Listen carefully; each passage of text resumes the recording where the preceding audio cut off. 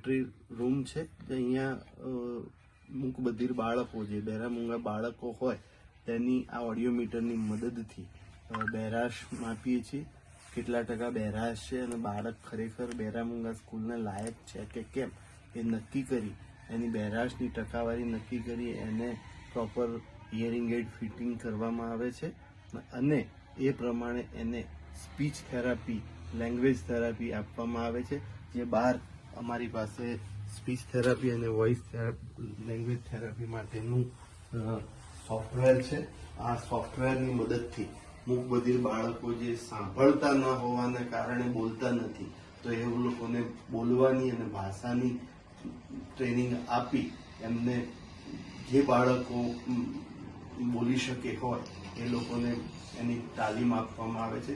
આ એના માટેનું લેટેસ્ટ સોફ્ટવેર છે.